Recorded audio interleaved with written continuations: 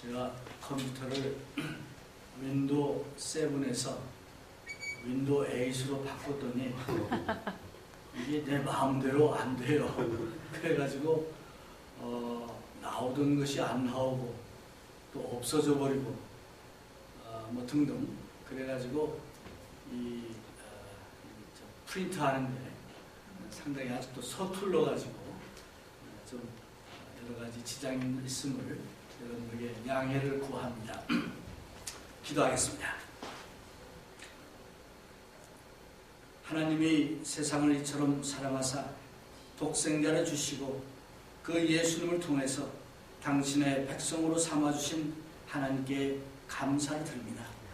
우리가 이 땅에 살면서 우리 혼자 마음대로 사는 것이 아니고 성부, 성자, 성령께서 함께 하시고 또 하나님과 함께 동행하는 삶을 살게 해주시니 얼마나 감사한지요. 또한 하나님 말씀을 통해서 우리가 어떠한 관계를 가져야 할지 그런 원리를 가르쳐주신 하나님께 감사를 드립니다. 이 시간 하나님의 말씀을 통해서 우리의 관계를 다시 한번 살펴보기를 원합니다. 행여나 우리 마음대로 내 경험과 내 뜻대로 해오지는 않았는지요. 이제 그러한 이제 주님이셔 겸손한 마음으로 주의 말씀에 순종하여서 정말 주님이 원하시는 아름다운 관계를 이루게 하셔서 우리의 가정이 변화되고 직장이 변화되고 교회가 변화되는 놀라운 역사가 있게 해 주시옵소서. 감사드리며 우리 주님 예수 이름으로 간절히 기도하였습니다. 아멘. 성경에 보면은 좀 불명예스러운 그런 이름들이 종종 등장합니다. 제가 그 사람이라면 차라리 이름이 좀 안 나왔더라면 하는 그런 이름들이 있습니다. 대표적인 사람이 가인입니다. 가인. 그래서 가인 얘기만 나오면은 별로 안 좋은 그런 인식을 갖게 됩니다. 또 가룟 유다입니다. 가룟 유다는 차라리 세상에 태어나지 않았으면 좋았을 뻔했다라고 성경은 말하고 있습니다. 근데 요즘 저희들이 열왕기 하를 읽으면서 제가 참 이 사람의 후손 내지는 이 사람이 이 글을 보면은 이 성경을 보면은 어떠한 마음일까? 이제 그런 생각이 드는 사람의 이름이 나옵니다. 그 이름이 누구냐? 여로보암입니다. 여러분들이 잘 아시는 대로 여로보암은 이제 통일 왕국에서 솔로몬 왕국 때까지는 북쪽과 남쪽이 하나였습니다. 우리나라처럼 이시조선 때처럼. 그러다 솔로몬이 범죄해가지고 솔로몬이 이제 죽을 무렵에 솔로몬의 말하자면 충실한 신하 중에 하나인 여로보암이라는 사람이 있었는데 하루는 선지자가 아히야라는 선지자가 여로보암을 만나지 앞으로 이스라엘 족속이 12지파인데 그 중에 10지파를 띄워서 너한테 나라를 세워주겠다. 얼마나 기쁜 소식입니까? 그래가지고 이제 뭐 이렇게 됐겠죠. 그 소식을 들은 솔로몬이 이 사람을 잡아 죽이려고 이제 쫓아다녔죠. 그러니까 딴 나라로 에집트로 피신했었어요. 그러다가 솔로몬이 죽은 다음에 다시 돌아왔는데 선지자의 예언처럼 사람들이 이 여로보암을 세워서 왕을 세우게 됩니다. 그래서 남쪽 유대 나라와 북쪽 이스라엘 둘로 나눠지는데 북쪽 이스라엘 나라의 초대 왕이 되는 거예요. 근데 그 왕을 만들 때에 이제 선지자를 통해서 하나님이 말씀하기를 내가 만약 다윗처럼 내 말을 잘 경청하고 내 율례를 지키고 말씀대로 순종하면은 너희 나라를 대대손손 지켜주겠다 약속했어요. 그런데 여로보암이 왕이 되자마자 제일 먼저 한 게 뭐냐? 하나님의 명을 어기고 북쪽 나라를 세워놓고는 예루살렘에서만 예배를 드려야 되는데 북쪽에다가 두 군데, 두 도시에다가 이제 금송아지를 만들어 놓고 자 앞으로 이스라엘 사람들은 여기서 예배를 드리라. 그뿐 아니에요. 하나님께 예배 드리는 제사장은 아무나 시키는 게 아니었어요. 레위 지파에게만 이제 시켜야 되는데 자기 마음대로 아무나 시킨 거예요. 그래가지고 거기서 이제 하나님을 거역하고 이제 그렇게 됩니다. 그랬더니 여러분 열왕기 하를 읽으면서 이제 아시겠지만 그 이스라엘의 역사가 정말 얼마나 많은 그 변이 있습니까? 그래가지고 어떤 경우는 암살을 당하고 어떤 사람은 뭐 며칠 또는 몇 달 또는 뭐 짧게 몇 년 그러다가 왕권이 바뀌는데 그때마다 악한 왕이 나올 때마다 등장하는 그 센텐스가 있어요. 뭐가 있느냐? 여호와 보시기에 악을 행하여 그 악한 왕 이스라엘로 범죄케 한 느밧의 아들 여로보암의 모든 죄에서 떠나지 아니하였더라. 그러니까 이스라엘의 악한 왕을 얘기할 때마다 요 문장이 나와요.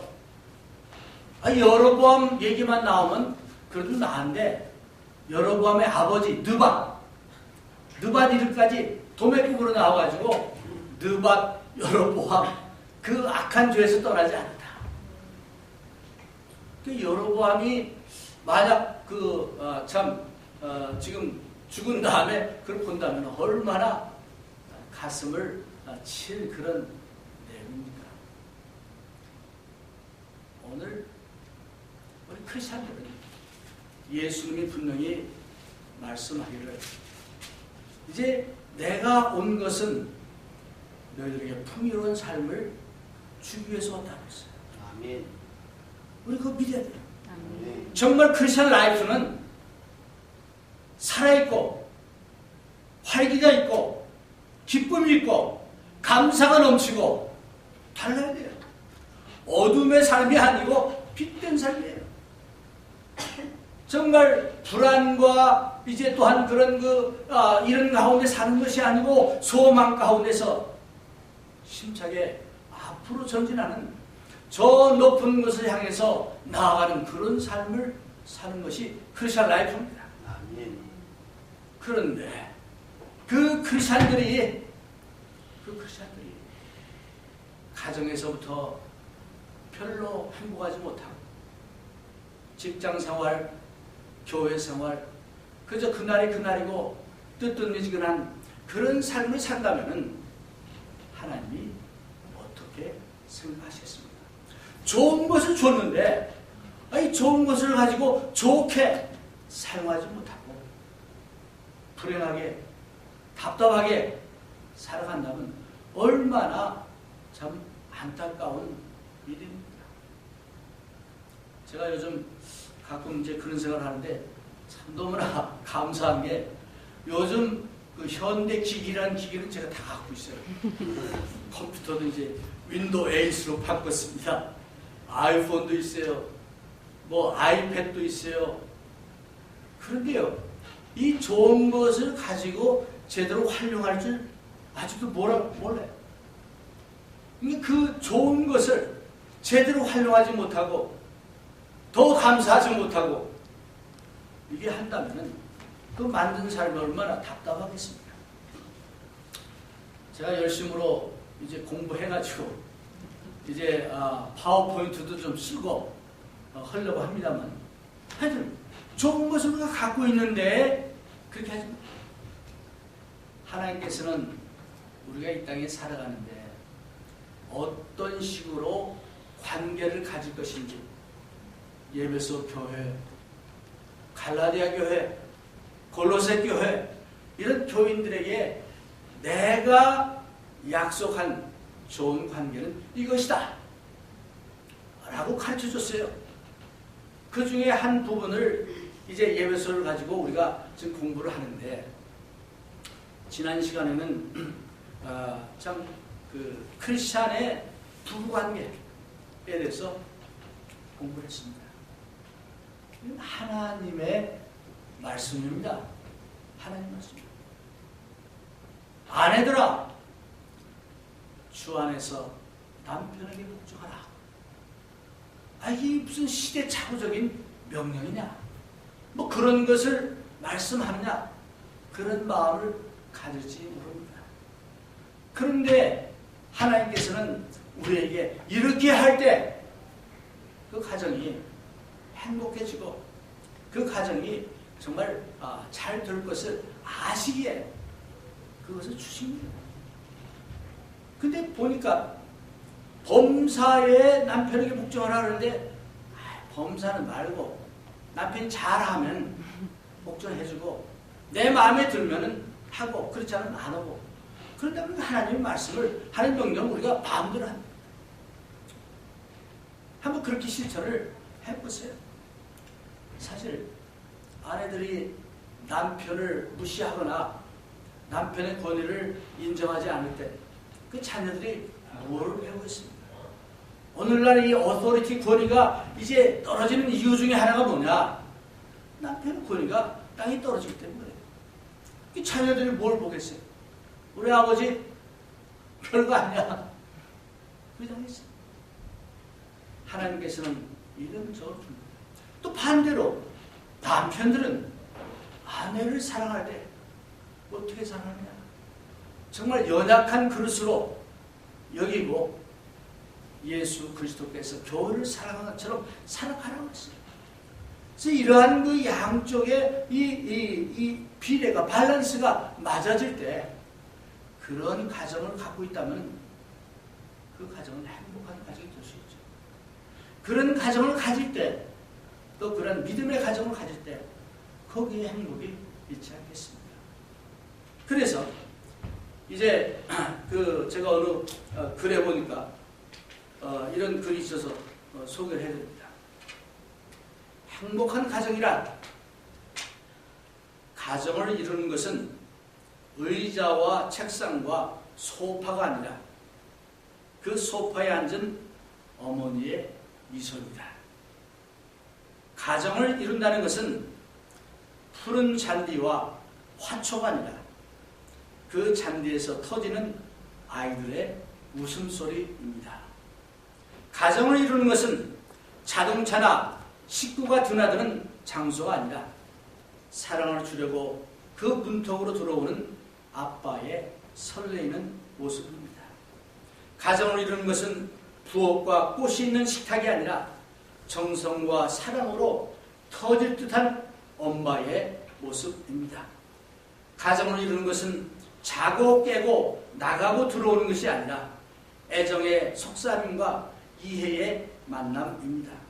행복한 가정은 사랑이 충만한 것입니다.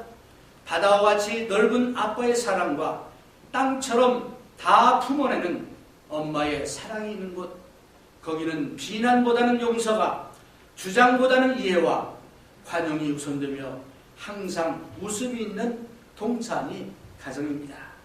가정이란 아기의 울음소리와 어머니의 노래가 들리는 곳, 가정이란 따뜻한 심장과 행복한 눈동자가 마주치는 곳, 가정이란 서로의 성실함과 우정과 도움이 만나는 곳, 가정은 어린이들의 첫 교육의 장소이며 거기서 자녀들은 무엇이 바르고 무엇이 사랑인지를 배웁니다. 상처와 아픔은 가정에서 싸매지고 슬픔은 나눠지고 기쁨은 배가 되며 어버이가 존경받는 곳, 왕궁도 부럽지 않고 돈도 그다지 위세를 못 부리는 그렇게 좋은 것이 가정입니다. 저는 이 글을 쓴 사람이 크리스찬인지 아닌지 모르겠어요. 어떻게 보면 하나님이 주시는 그 원리대로 이제 세워가는 가정, 아마 그 가정은 이런 모습, 이것보다 더 좋은 것이 아니겠습니까? 여기 빠진 것이 뭡니까? 가정이란 예수 그리스도가 호주가 되셔 주님께서 주님이 되시는 예수님의 주장대로 예수님 말씀대로 되어지는 사랑이 있는 그곳이 가정이라고 저는 믿습니다. 그래서 지난 시간에는 우리가 남편과 아내의 관계를 이제 우리가 살펴봤는데, 오늘은 자녀와 부모의 관계를 말씀을 드리려고 합니다. 서두에 말씀드린 대로, 자, 이제 그 여로보암이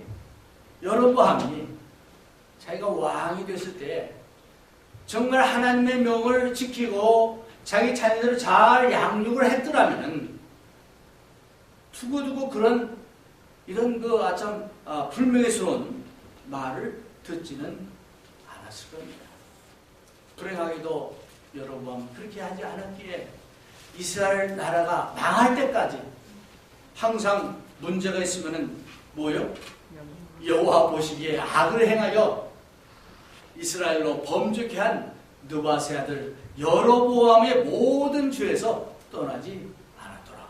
누가? 악한 왕들이. 얼마나 참 불명예스러운 얘기입니다. 우리가 잘 아는 히스기야 왕 있죠. 히스기야 왕이 참 믿음이 좋고 아주 하나님을 잘 섬겼던, 제가 보기에는 정말 성경에도 그렇게 나와 있지만 아주 훌륭한 왕이었어요. 그런데 히스기야가 범죄를 했잖아요. 그래서 이제 하나님께서 병을 고쳐주고 하나님께서 세워주고 한 것을 잊어버리고 이제 좀 자랑스러운 교만한 마음을 품고 바벨론에서 사람이 오니까 자랑했잖아요. 그래가지고 그때 이제 히스기야가 이제 하나님께 징계를 받는 내용이 나옵니다. 근데 징계의 그 얘기를 하니까 여러분들 읽었죠? 그 선지자가 하는 말이 이러이러한 일이 내 살아있을 때는 일어나지 않을 것이다 라고 히스기야 하는 말이, 그래도 내 살아있을 때는 안 그러니까 얼마나 다행이냐. 그렇게 대답을 했어요.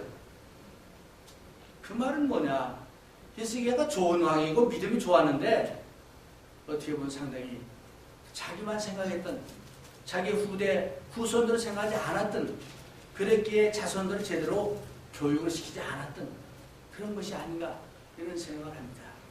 오늘 예배서 6장 1절에 보니까 자녀들아 너희 부모를 주 안에서 순종하라, 이것이 옳으니라. 이제 먼저 자녀들에 대한 교훈이 나옵니다. 근데 여기는 자녀들이 별로 없으니까 오늘 자녀에 대해서는 좀 그냥 넘어가고, 아버지와 그 어머니, 부모에 대한 얘기를 좀 해보고자 합니다. 크리스찬 부모들의 책임이 뭐냐 하는 겁니다. 하나님께서 아브라함에게 이런 말을 했습니다. 창세기 18장 19절에 내가 그로 그 자식과 권속에게 명하여 여호와의 도를 지켜 의와 공도를 행하게 하려고 그를 택하였나니 그랬습니다. 이게 하나님께서 여호와를 택했을 때 아브라함이 그 자식과 그 가족들에게 하나님의 말씀을 잘 가르치도록 했다라고 되어 있습니다. 부모의 책임은 자녀들에게 잘 가르치는 겁니다. 자녀들이 우선 부모를 통해서 배워야 되지 않겠습니까? 오늘날 너무 자식들의 길을 살려준다 해가지고 아이들에게 옳고 그런 것을 가르쳐주지 않습니다. 요즘 한국의 그 교육의 이걸 보면은 이제 교양 이런 과목들이 없어졌어요. 우리 때만 하더라도 뭐 음악 시간, 도덕 시간, 무슨 뭐 한문 시간, 또 뭐 이런 것들을 배우는데 그거는 입시하고 관계가 없다 해가지고 안 가르친다고 합니다. 그러니까 시험만 잘 볼 수 있는 그런 과목만 집중적으로 가르친다.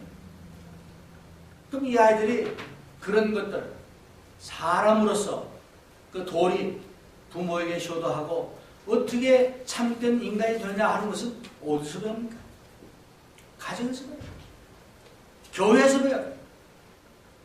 근데 가정에서도 그런 걸 배우지 않는다라고 하면 그 아이들이 자라서 무엇이 되겠습니까? 작년에 그 엄청난 그 사건이 커네티컷에서 일어났습니다. 젊은 아이가 아무 죄도 없는 어린아이들을 막 20여 명을 쏴 죽이고, 그뿐 아니라 자기 어머니도 죽이고, 그게 자기 살아냈다. 자기도 죽었어. 왜 그러겠어? 뭔가 잘못하지. 얼마 전에 이제 큰 사건을 일으키려고 준비 중에 있었는데, 준비하면서 비디오를 만들어 가지고 내가 앞으로 우리 어머니 아버지 가족도 다 죽이고, 또 뭐 누구도 쏴 죽이고, 뭐 이런 거 비디오를 만들어 가지고 그 했던 사건이 있습니다. 잡혔어요, 미리. 그 왜 그랬냐? 알고 보니까 이 어머니 아버지가 아주 그 중산층 이상으로 잘 살고 아이한테 잘해줬고, 그 왜 그랬냐 그러니까 I don't know. 그러고 싶었어. 너무 자기한테 잘해줘서. 이 말이 왜 그랬냐? 잘 못 가겠어. 본을 보지 못했기 때문에. 여기 예루서 6장 4절에 보니까 4절에 아비들아 너희 자녀를 노엽게 하지 말고 오직 주의 교양과 훈계로 양육하라. 우리가 정말 이제 주의 말씀을 가지고 주의 교양과 주님의 교훈과 훈계로 양육을 한다라고 하면 그렇게 되겠습니다. 그래서 오늘 그리고 또 빨리 끝내야 하는 날이네요. 이제 시작하는데, 자 그러면은 여기서 우리가 자녀들에게 정말 교양과 훈계로 양육하기 위해서 제일 먼저 필요한 게 뭐냐? 본을 보여야 돼요. 부모가. 빅 example. 사도 바울은 제자 훈련을 하면서 내가 그리스도를 본받는 자 된 것처럼 너희도 나를 본받으라 그랬습니다. 디모데 전서 4장 1절에 보니까 이제 구체적으로 사도 바울이 말씀하기를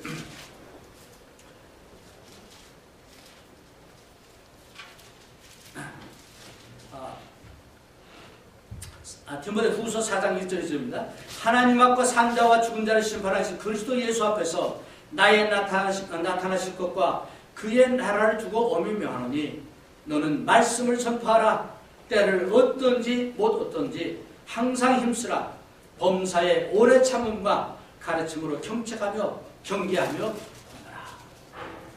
무슨 얘기입니까? 사도 바울이 이제 디모데에게 자기가 가르친 모든 것을 때를 어떤지 못 어떤지 복음을 전하고 본을 보여서 가르치는 겁니다. 네. 여러분은 여러분의 자녀들에게 또는 믿지 않는 다른 사람들에게 어떤 본을 보이고 있다고 생각합니까? 만약에 예수 안 믿는 사람이 여러분의 하는 말이나 행동을 보고서 야, 나도 저런 예수 좀 믿어봐야겠다. 그런 마음을 주게 하는, 동기를 유발하는 그런 삶을 살고 있습니다. 여러분의 자녀가 정말 여러분이 신앙생활을 하고 믿음생활을 한다면 자녀가 볼 때 야, 우리 엄마 아빠는 정말 존경할 뿐이야. 정말 나도 저런 믿음을 가져야 되겠어. 저런 믿음을 가지니까 얼마나 그 삶이 정말 윤택하고 활력 있고 기쁨이 충만한지 나도 그렇게 돼야겠어. 그런 것을 보입니까? 아니면 나 저거 우리 엄마 아빠는 왜 저렇게 예수만 미쳐가지고 저런지 모르겠어. 나무나고 치료해. 그래가지고 그 복음이 오히려 그를 짓누르고 그 자녀들로 하여금 교회를 떠나게 하는 그런 믿음을 보이고 있습니다. 우선 저 자신을 위해서 우리 모두가 다시 한번 우리의 믿음의 삶을 살펴볼 필요가 있습니다. 내 믿음이 정말 본이 돼서 그 믿음이 정말 살아있는 믿음이고 그 믿음을 통해서 이제 많은 사람들이 변화를 가져오고 희망이 없던 자들에게 희망을 전해주고 낙심한 자에게 정말 용기를 심어주고 그런 어떤 믿음을 우리가 특별히 자녀들에게 본이 돼야 하는데 어떻게 말로 잔소리로 하는 것이 아니고 우리 행동으로서 우리 살아있는 믿음을 통해서 우리가 본을 보여야 되지 않겠습니까? 여러분의 신앙생활을 한번 살펴봅시다. 오늘 아침 성경 공부 시간에도 그 얘기를 했는데 우리가 교회에 오는 것이 마지못해서 하나의 형식적으로 그냥 오는 그런 뜨뜻미지근한 그런 자세로 오는 거 하고 야 정말 교회 가서 오늘 기쁘게 하나님께 찬양하고 정말 하나님께 이제 나의 몸과 마음을 드리는 그런 예배를 드립니다. 교회 가서 내 어떤 삶을 같이 나누고 또 격려하고 나누는 그런 그 자세로 그런 그 마음으로 가야 됩니다. 그럽니까? 아니면 그냥 그저 그날이 그날처럼 그런 자세로 갑니다. 본을 보여 아이들이 고등학교만 졸업하고 대학에 가면은 교회를 떠나는 엄청나게 많은 그 젊은이들이 교회를 떠나요. 왜 그렇습니까? 그래서 요즘은 그런 그 부모를 떠나서 멀리 이제 다른 지역에 대학에 가 있는 그런 학생들만 대상으로 해서 하는 그런 그 캠퍼스 미니스트리가 좀 활발하게 일어나고 있습니다. 그네들의 어떤 그 니들을 필요한 것을 보여주기 때문이죠. 오늘 부모로서 또는 미래의 부모들에게 도전을 한다면 이 말씀처럼 주의 정말 교양과 훈계로서 자녀를 양육하는 우리가 되어야겠다.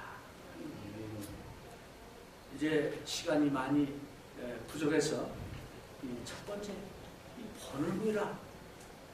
우리의 사랑하는 모습으로 본을 보이되 하나님을 사랑하는 모습, 이웃을 사랑하는 모습, 자녀를 진심으로 사랑하는 모습으로 본을 보여야 되겠습니다.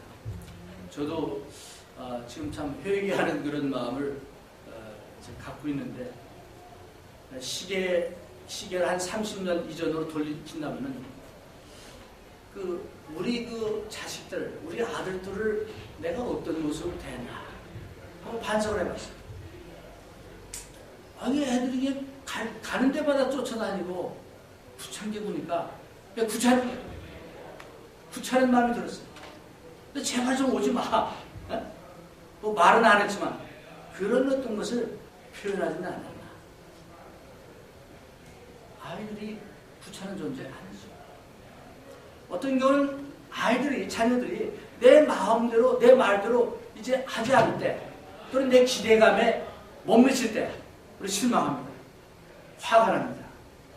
그래서 나의 실망과 화를 아이들에게 잘못 전달하지는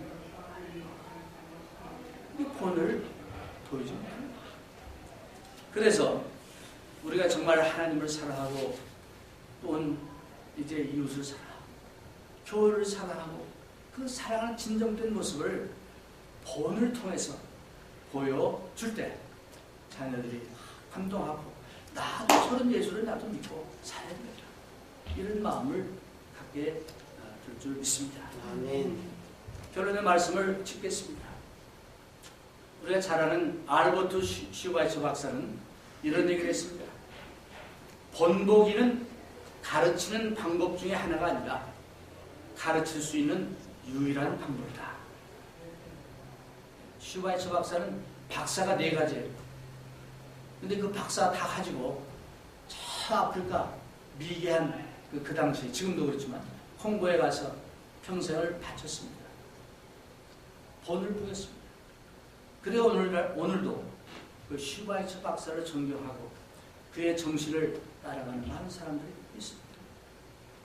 여러분이나 저나 특별히 자녀와의 관계에서, 가족 간의 관계에서 하나님 원하시는 이런 본을 보이는 그러한 여러분과 제가 되어서 정말 주님이 약속한 풍요로운 삶을 살 수 있기를 주의 이름으로 권면해 드립니다. 아멘.